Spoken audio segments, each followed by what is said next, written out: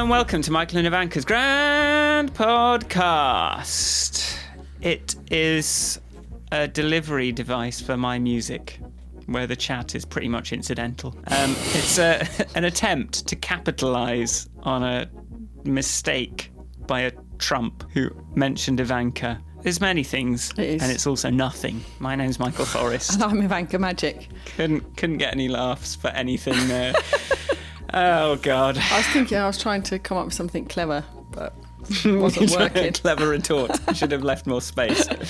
Well, let me know if you do think of something, you just say it, and then I'll edit it back into that bit, and then it'll sound like you came up with something off the cuff. So I can look clever. Good one. No, I was not sincere. This week, we're going to talk on our 99th episode. I pitched this pretty clever idea of talking about the 99%, i.e. us mugs. Those of us who aren't billionaires 10 times over, or even one time over, or any times over.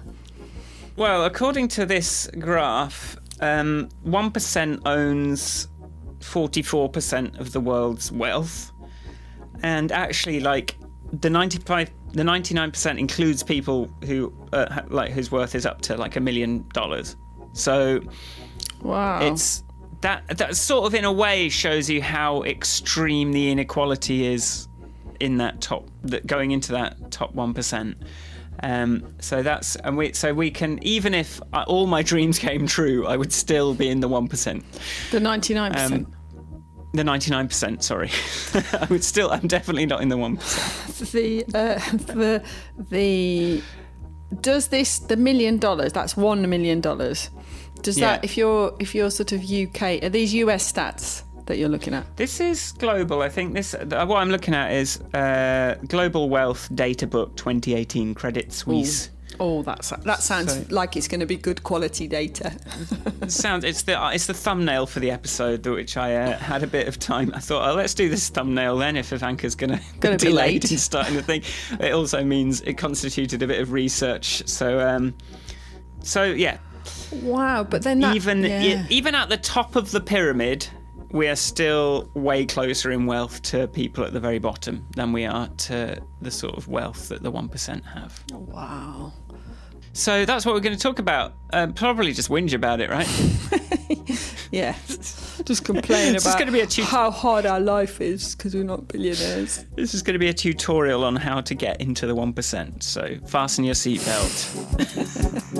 Let's go.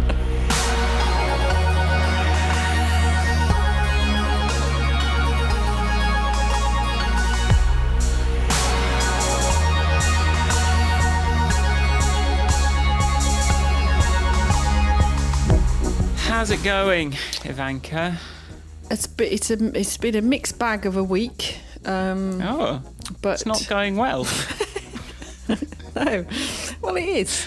Yes, I've got positive columns and negative columns, but I feel like we're going to go to England for the whole of November and December, or most of December, and to be honest with you, I'm quite enjoying my little hiding from reality. that means that I can dip into British news without getting overly irate about it, and just though the other night I was waiting for the votes in Parliament, I literally had that sort of butterfly feeling sick in my stomach feeling, but you know, that's we are where we are, it is what it is, phrases like that, and I got, and this week on the other more exciting story column, more exciting than British politics, is the fact that I got interviewed for the New York Times. Ooh, check you out. Yeah, the guy even in his hunt for you, messaged me through my michaelforrestmusic.com website. So I got this Slack drift message.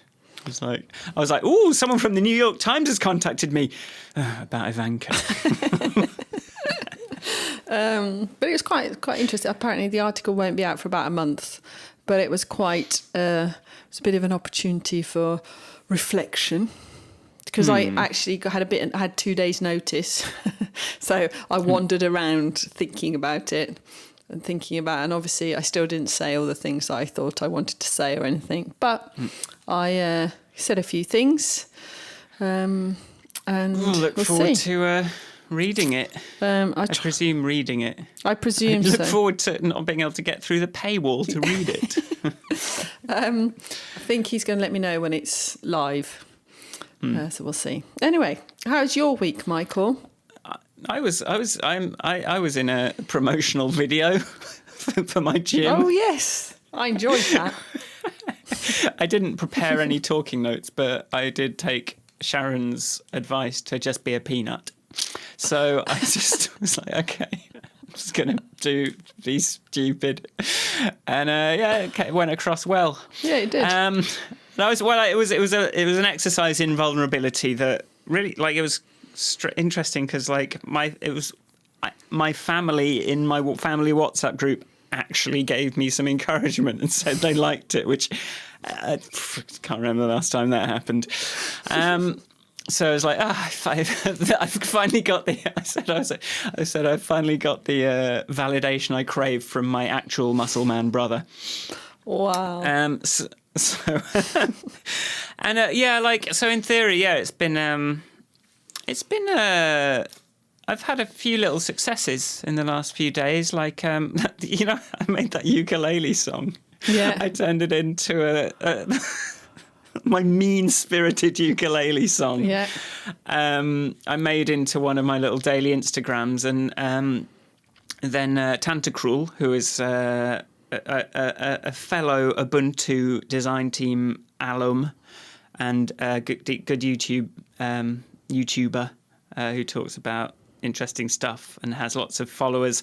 He tweeted out the video, tweeted out my Instagram, and then someone even more famous, and another one of the YouTuber RT, tweeted that out. So I got a few followers and a few likes on it. I was quite happy because it was H Bomber guy who does these sort of video essays on like the right wing YouTube type people, as well as he did a good one on why Doctor Who is so terrible, and he's like British from like the north, but yeah, so it was nice that we just watched him do a talk. I'd made Sharon watch this talk where he talks about how he did this live stream to respond to Graham Linehan's anti-trans diatribes and organisation of Mumsnet people. So it's sad to hear that Graham Linehan is a bigot, but in doing this live stream of this notoriously annoying computer game, he was like up for like a few days sort of streaming this game, but like ended up amassing, like getting a lot of money for this trans charity, and meeting, I think even AOC like called in. Wow! Like, so that he got a lot of attention for it, and yeah, so it was an interesting talk that he gave that I'll link to, and so it was nice to see him retweet my ukulele video. So yeah, it's been your mean ukulele. So it's video. been good. Very Been good. Also, I made a Reddit post that did well as well. What was that about?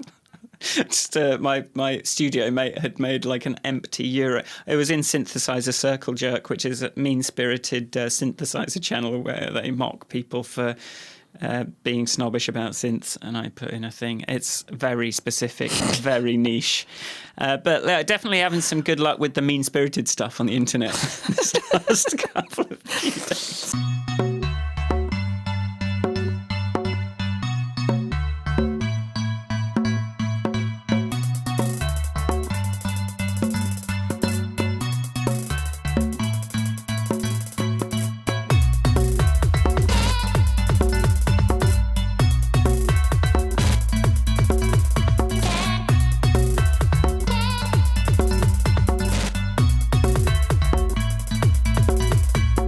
Let's talk about, like, the 99% is, the convenient name for this episode because it's episode 99. But I suppose it's the 1% that we're really talking about, isn't it? Yeah, we're not really talking about the 99% at all. That's just the rest of us Or Yeah, that's us. No matter how well we do, we are very unlikely to break through into that top 1% without a family legacy of wealth, right? yeah. And it's a Or very small number of... But this says it's like the 1% is like 42 million people still. But of a population of what, like 7 billion, that's still a very small percentage. But then there's also that other stat, isn't there, that like 100 or 26 people own X amount of the world's wealth.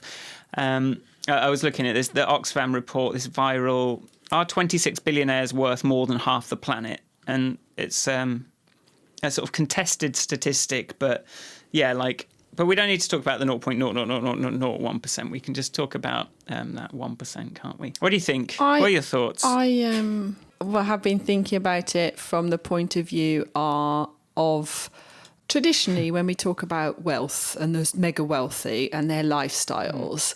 In many ways, it's like, if that's what you want to do that, that's fine. The problem is now that sort of over hoarding of wealth and not putting it to proper use, and this focus on profit above everything is created a real planetary crisis that money can't buy you out of, in my view.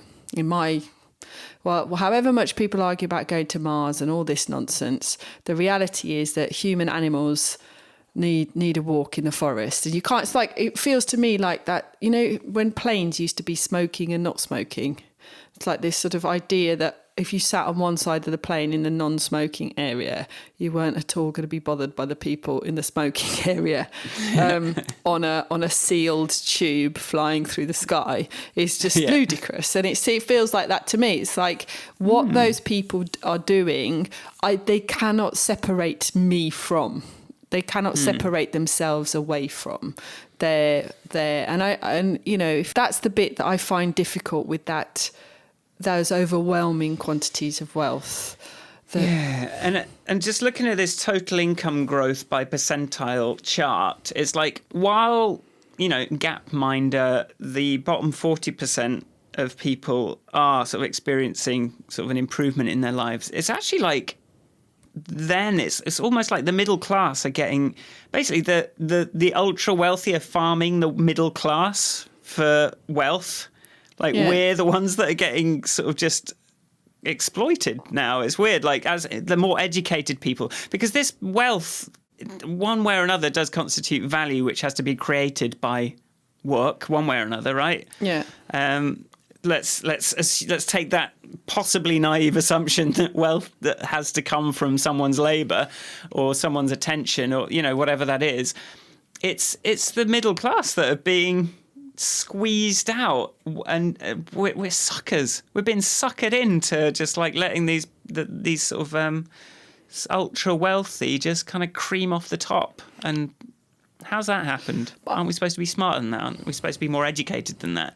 But I don't think. I think it's to do with. Well, it must be largely to do with taxation, because you very quickly fall into the next tax bracket. Like I've been in the higher income tax bracket for a lot of my career, or most of it. Very quickly I got into that. And then, but I've never gone, into, I don't know. Brag. Sorry? Well, I don't know that it's a humble brag. I didn't mean normal yeah, brag. I very quickly. It's just like got into the. We were talking about professionals and earning being squeezed and all that jazz. That 40% threshold 40% is like tax. Yeah, you get to it relatively quickly, but then there's no any attempts to introduce upper levels or more tiers, or because there's a world of difference between somebody who's earning £40,000 a year and somebody who's earning £200,000 a year, or like already there's a big disparity, and yet. And I don't have the statistics, I haven't got a fancy graph, but my understanding is that the taxation doesn't reflect that. And any attempts that have been made to put big taxes on mega wealth are always thwarted. For instance, by Brexit. Exactly. So, sort of... And I was glad to see a meme sort of going around of Jacob Rees-Mogg just calling out that the reason he's against... that he wants Brexit is because of the EU introducing the tax avoidance stuff. What was that? What? Did you hear that? No. I just got a roar. I think there's a gremlin in something. No, I didn't hear anything. If that's recorded, I'm going to leave it in so that you get to hear it in the playback because it was freaky. I think it was the bug got activated from the Brexiteers' surveillance, and I think something's targeting me from above.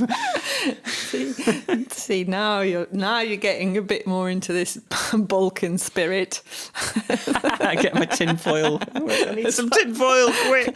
My dad, I will tell you a little aside on the whole. My parents went on holiday to Russia to the Soviet Union when I was very little, and they got befriended very quickly by some people that they were quite dubious of, and then they sort of observed people, the same sort of people on some bus journey. My father's pretty paranoid anyway, but they ended up having a conversation in 4 or 5 different languages. So they were mixing words from French, German, English.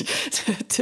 It's like, if you're going to follow us and listen to us, you're going to have to speak at least 4 languages. And then a similar thing happened when we got back to Yugoslavia. Somebody came to make friends in a sort of like somebody who was kind of a party loyal person. And after they'd visited the first time they'd been to the house, my dad used to walk around the basement going, "Hi, if you're listening." Anyway, God. This is the reality of my childhood. Oh God. Well, okay. Let's go back to the tax bit because you said you think. Well, I didn't quite understand your point in the in terms of the middle class is paying. Because, the middle class is paying their taxes and then the ultra wealthy are not because they're going to the Isle of Man. Yeah. You have to be rich enough to avoid taxes, or for it to be worth avoiding taxes on, putting real serious work into not paying taxes. You've got to be, I think, and those of us, maybe I'm wrong, I'm making assumptions or self-reflective assumptions. I was very pleased to be earning that amount of money. I wasn't going to not pay my tax. It's just like, oh, look. Yeah, me too. It's loads of money. It was like, it's fine. And it's only on the higher bit. And yeah, it's fine. But where it goes wrong, it's income tax. That's the problem with it, isn't it? Yeah. It's a tax on income, which is different to wealth. So, what do you know about Elizabeth Warren's wealth tax thing? I don't know anything about I think that fundamentally it's not about income, because that's not even how wealth works when you're at that level. That's true. It's about taxing your actual wealth. Let's just Google it. So a wealth tax like the one proposed by presidential candidate Elizabeth Warren would make ultra-wealthy Americans pay the federal government a small percentage of their net worth each year. So Senator Bernie Sanders released his own proposal to cut the wealth of billionaires in half over 15 years. It's all American stuff. I don't know what the EU's... Do we know what the EU's thing is? I don't know. We should really know wealth tax. All right, anti-tax avoidance directives in the EU. The Anti-Tax Avoidance Directive contains 5 legally binding anti-abuse measures, which all member states should apply against common forms of aggressive tax planning. And these are controlled foreign company, CFC rule, to deter profit shifting to a low or no tax country. Switchover rule to prevent double non-taxation of certain income. There are pictures with these. It's kind of right. There's diagrams with these. Sorry, this is a bit shambolic, but I've been talking about this EU thing for a bit. So before they used to just chuck it off to a low tax place. Now the companies are still taxable, even if they sort of transfer it somewhere. Right. Switchover rule. Before you'd invest in the foreign thing and then get dividends back. Now the dividends get taxed. Exit taxation to prevent companies from avoiding tax when relocating assets. So when you move your IP to another sort of low tax place, then you still have to pay tax on that. This is. I don't know if I'm looking at nice pictures whilst trying to describe them. Interest limitation to discourage artificial debt arrangements designed to minimise taxes, and general anti-abuse rule to counteract aggressive tax planning where other rules don't apply. So it sounds like, well, that's the thing that the billionaires are scared of. Yeah, it's going to attack their monopoly of all the wealth. So, and this is something that's already like, this isn't like dependent on the result of the US election kind of thing, which it is in America. This is like stuff that, has been agreed by everyone in the EU that they want to do.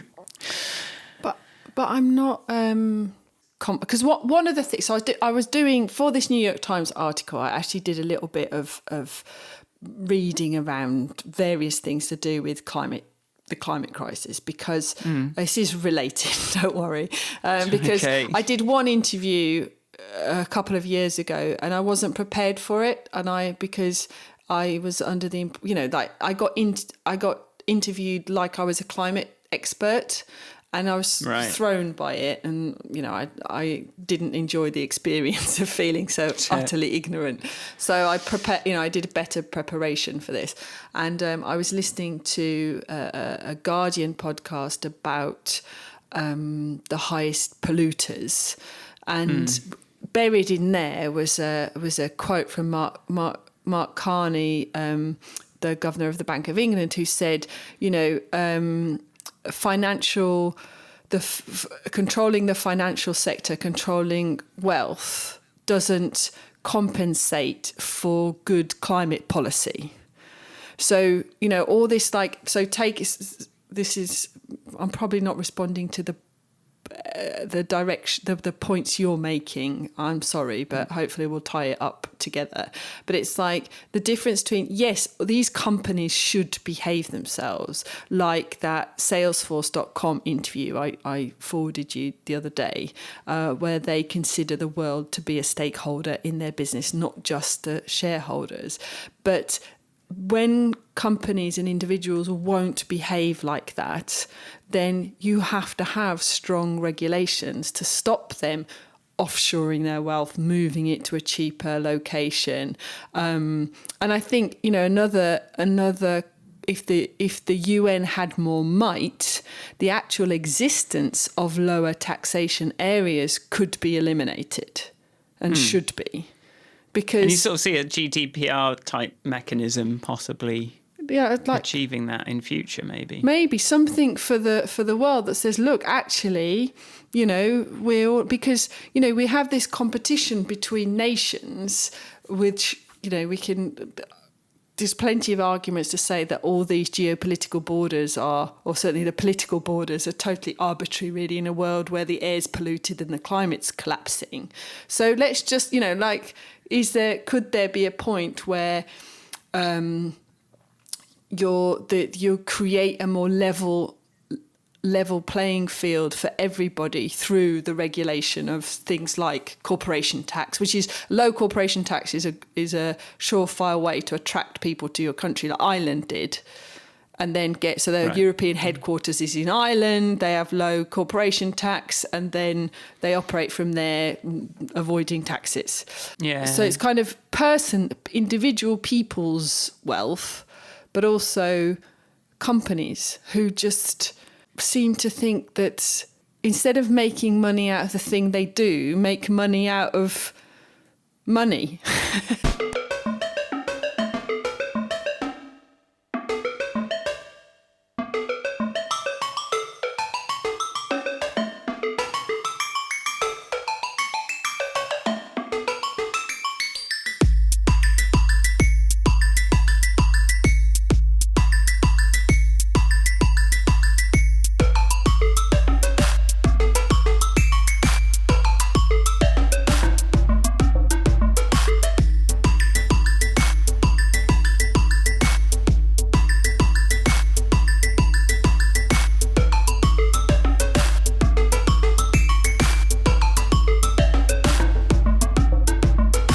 Well, here's something, I saw this thing the other day about, like, there's this idea that if you reduce tax on companies, then they'll turn that into employment, but actually they just do stock buybacks so that they can sort of sustain the sort of worth of their shares.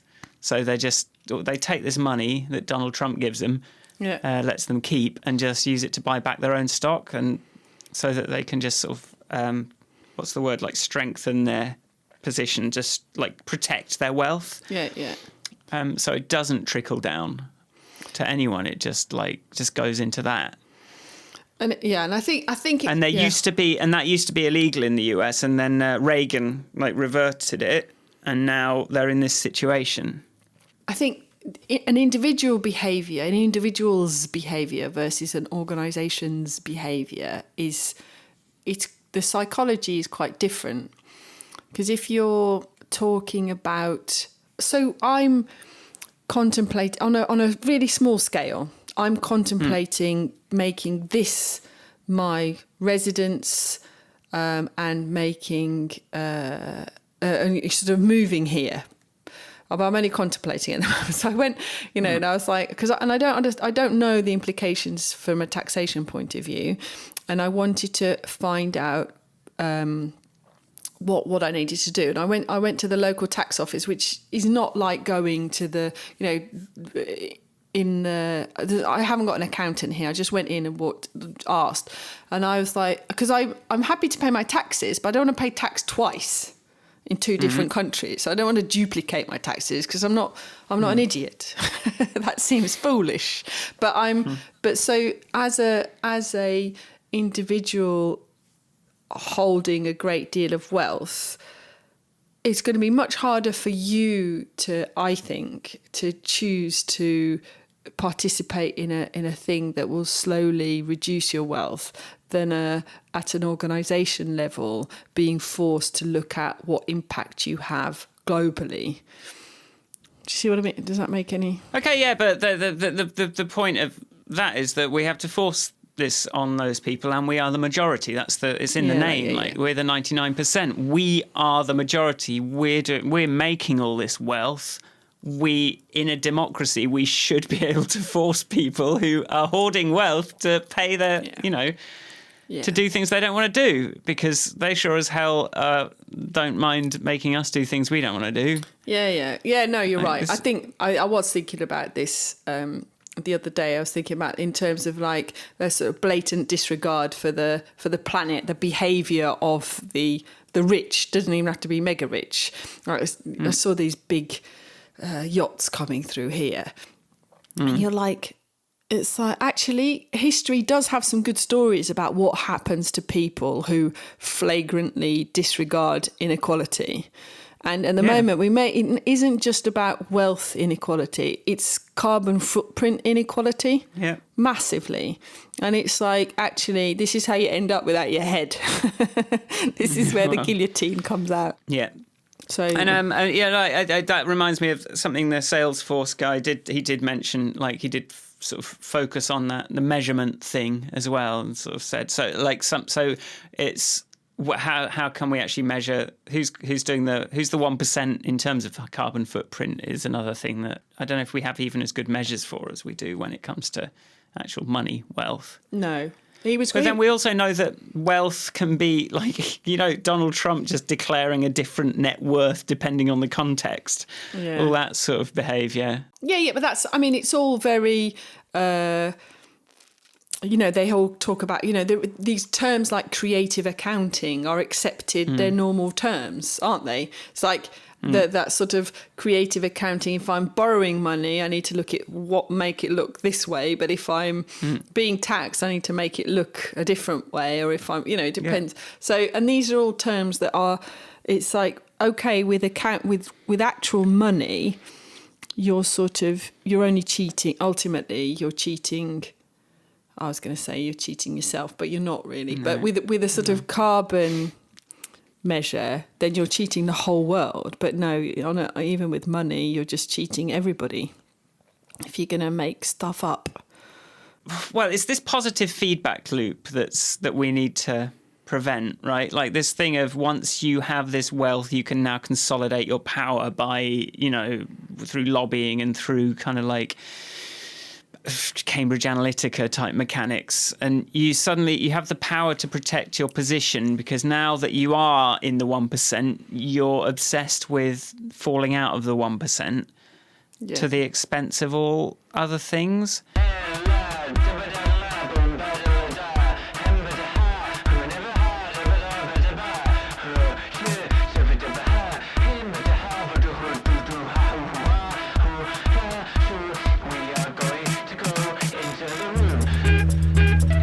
Coming back to this one, it's like if the 1% is everyone with more than $1 million net worth, and that constitutes a global wealth value of 142 trillion. So what if we just divide 142 by 42? It's like I'm not even sure. Like, what's trillion? Is that like 10, 12 zeros? Like, I'm not even sure. Yeah, it must be. So that's what, like 3? I don't even know. It depends who, doesn't it? Because there's still like we've said, like there's still massive inequality even within the 1%. Yeah, There's still like absurd levels of inequality even in there, and it's like that. Where's the word? Well, let's look at this other graph because that had like percentile 99 and then 99.99 is still more or less similar in terms of growth, but then 99.999% are still getting thwarted by the 0.0001% quite severely. Well, I think the answer is that we need to start at the very top, don't we? Well, this is why I thought, like, if I could come up with something that literally targeted those 26 billionaires with something that they might listen to, because the in theory, an advantage to a concentration of power is it's okay. We're just got to like talk to these, 100 people. We've only got We might get somewhere. It's not that many people to have to persuade, is it? No, but unfortunately, they're living in a pretty fortified. They're living in fortresses. They're like absolutely. There's layers and layers of protection around them. So the likes of us scuzzy buggers aren't getting close, are we? Because I think that was what's interesting about those videos from Davos, where Rutger Bergman and Winnie Byanyima, maybe Rutger and Winnie Byanyima. Yes. Well, we hopefully know the video anyway. Yeah, she is. But what was amazing in that that video as well was the guy asking the questions from the floor. Like for him, those people. He was at Davos. He was a Davos attendee, therefore of a degree of wealth. Because we don't all get to go to Davos, and he was like so far removed from the reality that the people, the example she brought up that women in one of these factories, they were wearing nappies at work because they couldn't go to the loo. It's like he was nowhere near thinking about her. He was. I don't even know how you would begin to address the point with them. Well, I think and maybe the way of talking to those people is through the climate change discussion more than through anything else, because that's something that they really can't buy their way out of. No, unless Mars trips notwithstanding. Yeah. But that was it was sort of like. Motivating and simultaneously demotivating about watching the Salesforce interview on, what was it, MSNBC, like surrounded by all the stock tickers. And it was like, he has bought his way. You have to pay to be allowed to talk about certain things. And so it was interesting seeing even someone that they could not dispute his, like in their terms, his value or importance or like, what's the word? He was someone that was allowed to have an opinion on whatever he wants because he's got all this money. He's got the big number that says he's very high amazing. score, so they couldn't really, like, if anyone else was talking like that, they would just dismiss them as, you know, poor, pathetic, poor person. Opinion doesn't matter. Yeah. And then when faced with someone who had bought their way into the club, still seeing how hard it was to get through their thick, myopic world views was... Well, on the one hand, it was good to see that it's possible to happen, but on the other hand, I was like, "How? I can't do anything towards this." Then, like, I haven't got the ticket. I haven't got the score. I haven't bought my ticket. I can't afford a ticket to this club to even start talking to them. No, and then even that would just be the thin end of a. Probably it would take them a lifetime to get their heads round. But you know, is there a way that he, like, who in that club are the champions of the 99%? Like he can put one of the strengths of his argument was putting a market value. He could say shares in my company went up 3,900%, and I don't just produce a shareholders report. I also produce a stakeholders report, and stakeholders are my employees and the planet and other people. He still needed to, even though he had like all the numbers and he could prove, and he was like, no, this is like they stuck that stock ticker on the screen to try and sort of imply that he was making his shares go down by talking this for a bit. Pathetic. Yeah, so it's like, well, what do your shareholders say about you maximising the profit? And one thing he didn't say, which I think he should have, which is like, I don't want those people holding shares in my company. Like, if you don't care that obviously I doubt very much that Salesforce staff they're in nappies on a production line, are they? They don't make anything physical that would require that, but there might be some equivalent. But if you don't care about the well-being of all the stakeholders in my company, then don't buy shares in my company.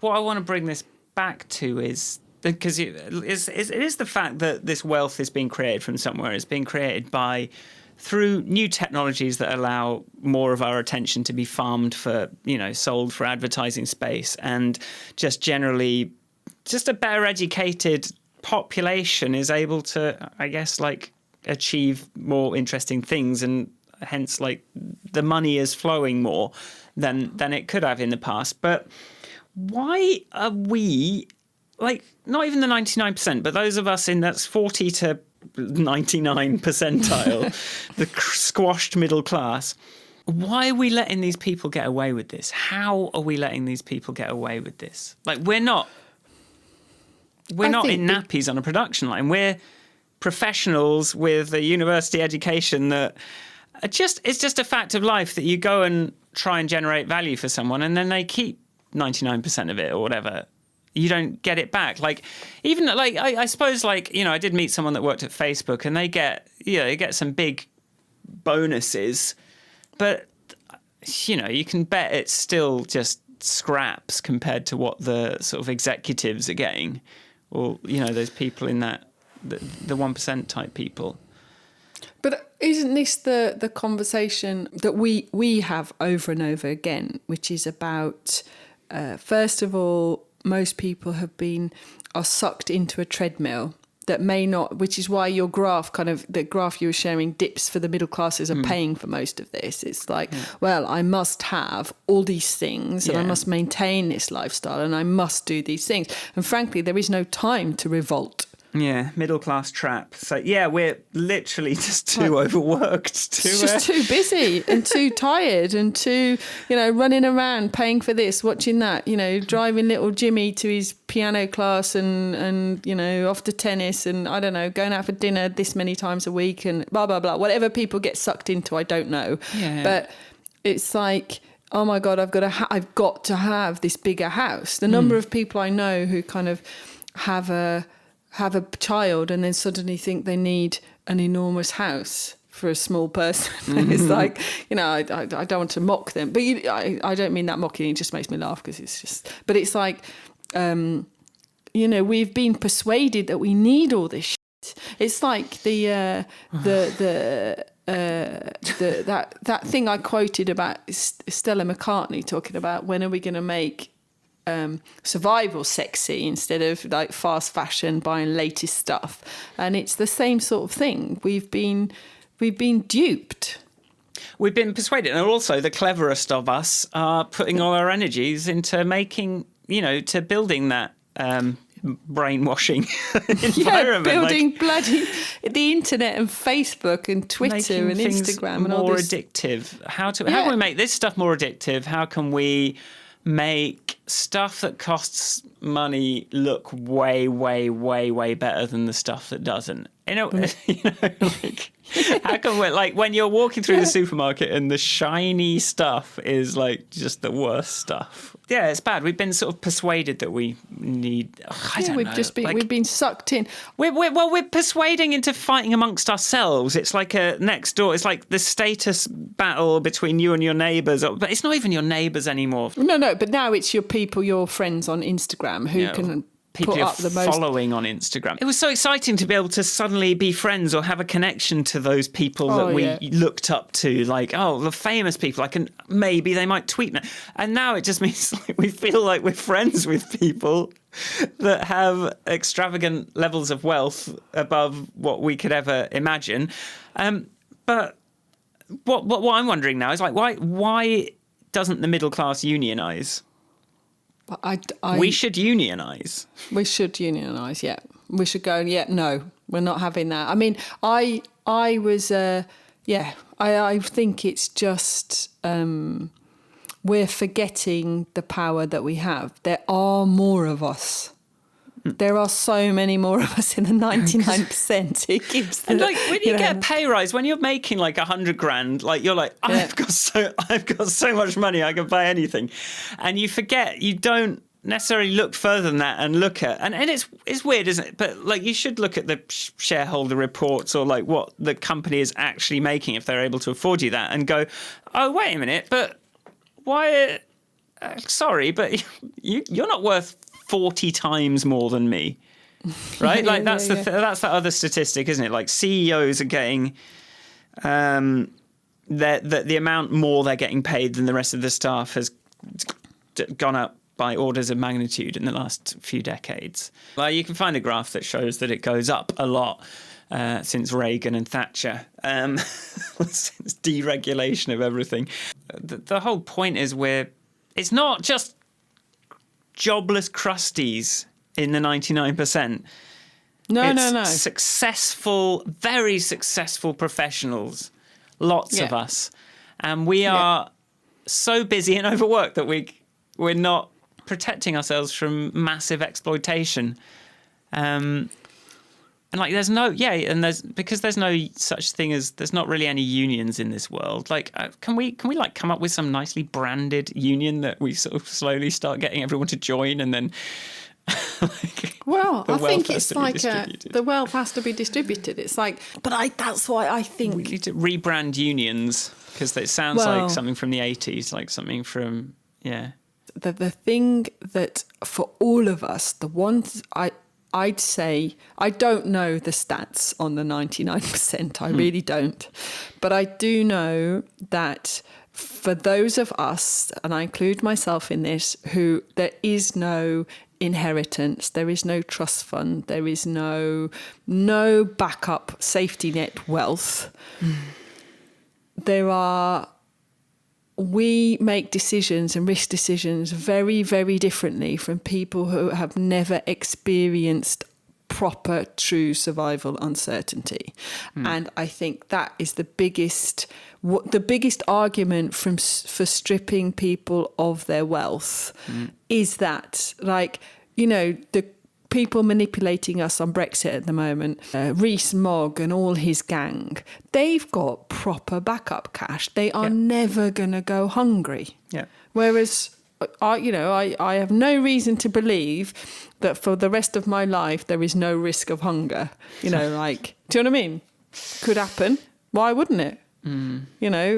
It only won't happen because I'll constantly be trying not to let it happen. Yeah. We certainly don't have multiple amounts of money that an individual needs to live, which is... No. I think and that is probably the thing that £1 million, like if you've got £1 million, then that's going to keep you going, right? Like the interest on that is probably enough to, survive whatever happens. Everyone like below that, what's a rate of return on £1 million? The thing that has been going through my head while you check that is like, do you calculate into that property? £1 million worth of property. It's all net worth, isn't it? Which I think. But let's say you've got £1 million in the bank and you get 5% interest. That's 50 grand a year. So you're going to be fine, right? Like you're going to be absolutely fine. You don't have to do anything. That'd be delightful. And you could just. So that £1 million of yours is definitely worth going after. Yeah, well, I'd love that. It would be pretty good. Do you know? This is bad, but like I have got it. After my diagram of I've probably shown it, but like after my diagram of the studio, imagining the studio started creepily coming to life, I was like, okay, well let's just draw a picture of a phone with my bank balance being like £1 million. But I think I've got it stuck too prominently now, and it's putting me off. So I'm just going to hide that again. Just like opening your little Metro app and going. Yeah, 999,999.64. Yeah, I'm going to be all right. Yeah, it's okay. Phew.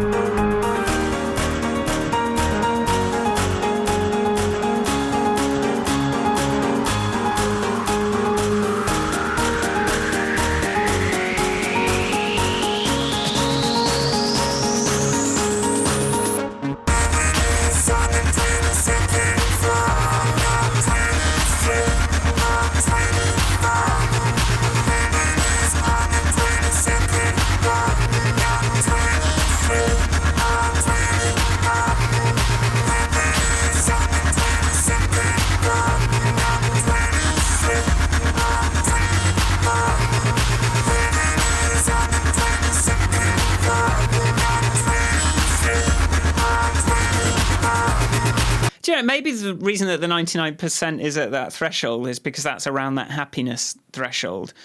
So it's like, well, I've got enough money. Money's not really my main issue. So I sort of start phasing out of that type of thinking. Meanwhile, and just get blind to the fact that there's actually way more.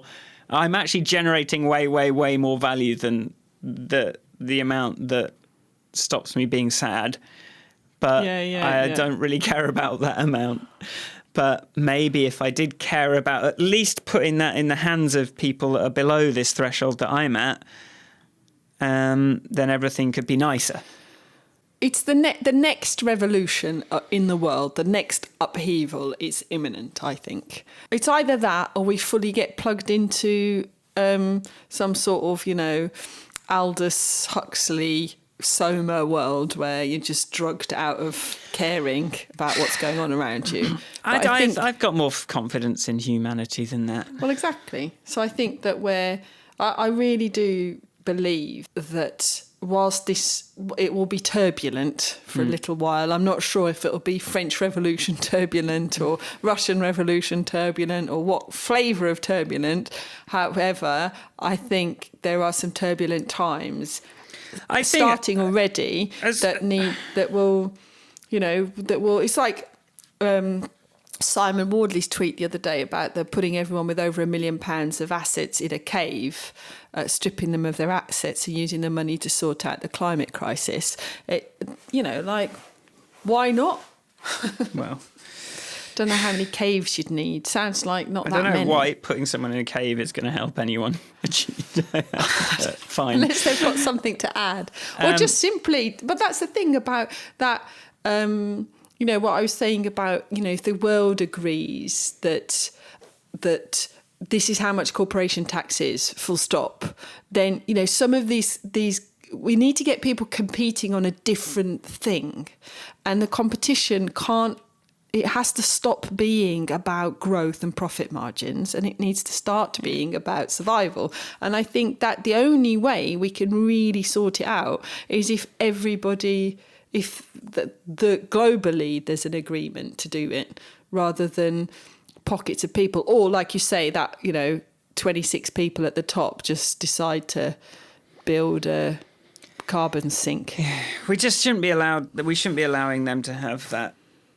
No one should have that much power. And I think you ask anyone in the world if anyone should have that much power, they're probably, unless they're one of those people, they're probably going to pretty much be like, probably not. Like, but the other thing with all this, it's turbulent times, but like listening to stuff like Mehdi Hassan talking to the Democratic candidates and all this, it's like a lot of the things universal basic income, climate crisis, Greta Thunberg, a lot of this stuff that we're talking about is becoming increasingly mainstream and increasingly part of the conversation. And so in terms of what we're supposed to do about it, apart from unionise. Yeah, like... Yeah. Well, but I think there's something to go after in terms of the pull social media has on the world, or the media, because, you know, Cambridge Analytica couldn't exist without the channel to spam us through. Mm-hmm. And somebody raised, in fact, Beth Bell, one of our listeners, raised it to me on a different channel. It's like, what does a normal person do to fight Facebook, for example, and the sort of the amount of data they hold on us? Because even Mark Benioff was saying that they shouldn't be allowed to be this big, and they shouldn't be allowed to buy more data points, which they do with WhatsApp, Instagram, Facebook. What else have they bought? But anyway, so it's like, so I think data is an important part of this. I wonder if we had universal basic income, if people would choose to go and work at Facebook so willingly, or would put up with, like, people on the ground every day, if people would put up with the sort of moral bankruptcy of a lot of their practices. We're going to try making you feel sadder by showing you more negative posts in your feed, because we've realised that this makes you more prone to buying things to make yourself feel better. Like, when you sort of feel like you are in the middle class trap, you don't want to have to look for another job, you don't take a stand because you've got no safety net. This is, I just think the universal basic income is would be such an important thing to, if we could institute that. Like, it's like cancel Brexit, get this EU tax avoidance thing, make sure we've got loads of money from the ultra wealthy, distribute that with no questions asked, just like let's get rid of all this infrastructure of like making poor people prove that they're looking for a job, turn it into a society of people doing things that they actually believe in. At least a percentage of those people. Like, some people might just be like, well, I still want to get paid the most. So, but a lot of people wouldn't feel pressured into having to do that. But it just doesn't really connect to the 99%. So, well, I don't think. Why doesn't it connect? Well, it's just we want the experience of the 1%, don't we? Which is, if we make a mistake, we're not going to go hungry. That's the difference, right? That's the dividing line. UBI is totally is the plan to get there. Like, if we could all just have that experience of, I'm interested in this, I just want to try this, rather than I can't try this and I'm completely like, I hate my job, I hate everything. I have to do this evil stuff because otherwise I've got to get another job, and every company's kind of the same now. They're all trying to exploit people's attention and lie to them in the most sort of like, persuasive possible ways. This is our entire economy is built on just lying to people and just manipulating them into doing things that aren't good for them. But because I think the unionising though is part of the safety net. The unions ultimately, that's part of their when people go on strike, there is a fund for I mean, it won't pay you your wages, but there's the money is collected to help people cover the cost of not earning for the period of a strike. Because my grandpa was such a big union guy, even when I had my first software developer jobs, I was part of a union because he was like, you will be part of a union, won't you, Ivanka? Yes, Grandpa, I will. And actually, unions are that kind of... Suddenly you've got to tap into a legal support team. Like I had somebody, a boss at work, make a very inappropriate remark. Yeah. And I was like, I'm not going to do anything. And I just thought, I'll phone the union. And this guy sort of went, look, I don't know if I've told you this story before. He sort of gave me this. Yeah. He said, look, I understand that he didn't touch you. It wasn't a physical assault of any description, but it's bugging you and it's going to continue to bug you. And you can choose not to do anything about it. But in 10 years' time, you might find that it's just grown as this thing inside you that's not.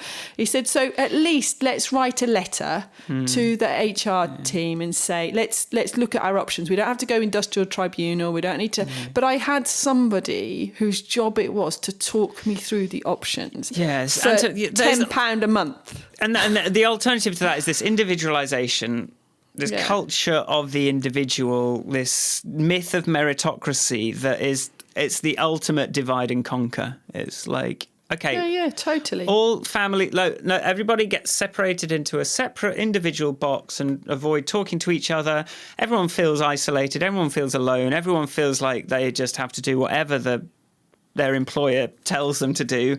And it just amplifies the most poisonous aspects, the most poisonous features of humanity, the greed and the sort of like secrecy and the irresponsibility and the dumping stuff in rivers and, all that. Yeah, one of the things I was thinking of when you said about the power.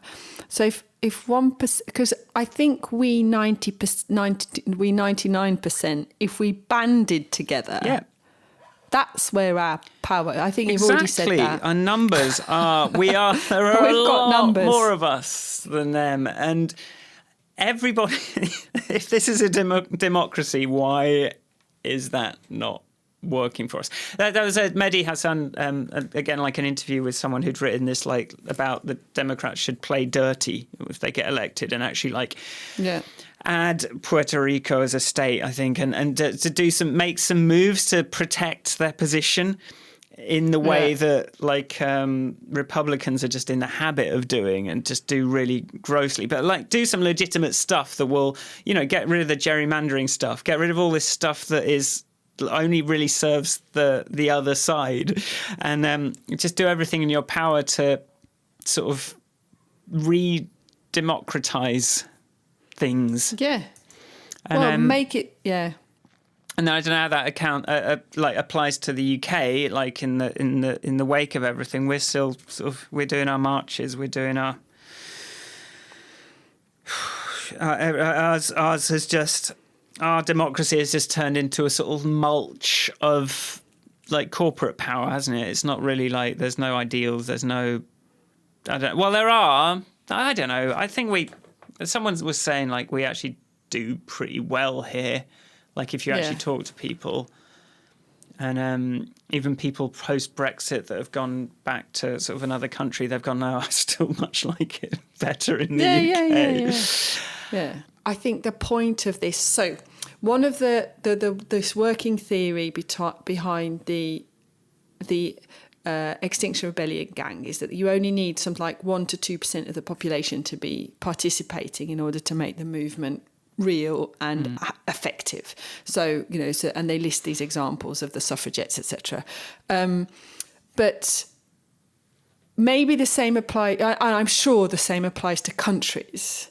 So, and I think that people, one of the things I was talking about in that New York Times article, and the bits that I sort of prepared in my head, was that maybe we needed a Trump victory and maybe we needed a Brexit result so that we all got a smack in the head to go, this progressive life we think is just going to continue to progress. Actually, it's not there yet, and it's not there for a lot more people.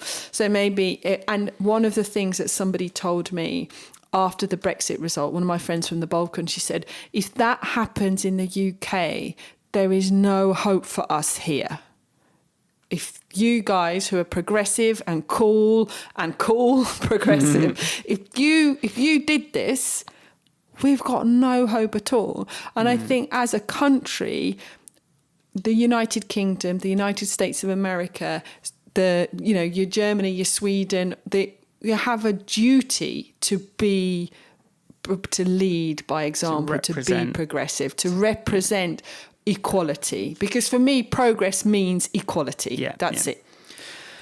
So, and then the only other thing I'm just thinking is, my takeaway from this is, I think complacency has been a real enemy. Like, we thought things were going okay, and what Trump and Brexit have done is like knocked us out of our complacency, knocked us back into realizing that people that aren't having such an easy time, or people who are genuinely feeling scared about the world, and just in real poverty, we're on their team. We're not on the team of the 1%. So everyone that has nothing, we are with them. Yeah. And maybe not just complacency there's that complacency, the privilege of not having to think about politics, or not having to, I can't deal with politics kind of thinking. Like, I'm not even going to look at it. I'm not going to engage because I don't have to, because things are okay. And only the people that really have to are the ones that engage. There's that type of complacency where it's like, oh, it's kind of all the same. It doesn't really matter. Yeah. But the other one is like, I've hit this habit. I'm getting paid enough that money isn't my primary worry. And then that complacency is then sort of exploited by the business owners and the tax avoidance people, and that they're creaming off so much more than we can imagine from our efforts, and because they've given us just enough to not complain, that they can get away with that, and that needs to change. They need to be held to account. Let's hold them to account somehow.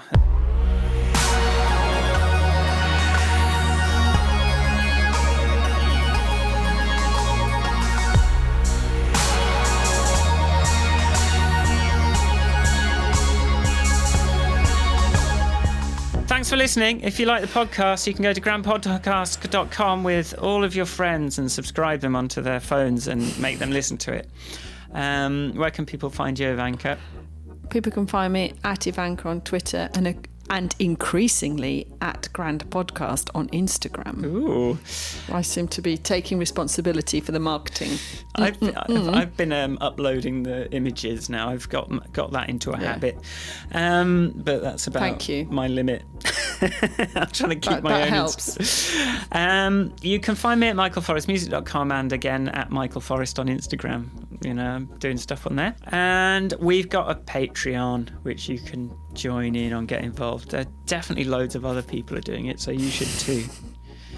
And if there's anything else, I don't know, what's the other one? Some nice reviews and ratings and things would be good. And tell us what you think. Send us an email. Hello. And give us some feedback. grandpodcast.com. Yes. And that's it, really. Yeah, that's all right. The end of the story. See you next time for episode 100. Bye! Bye! Bye! Bye! Bye! Bye!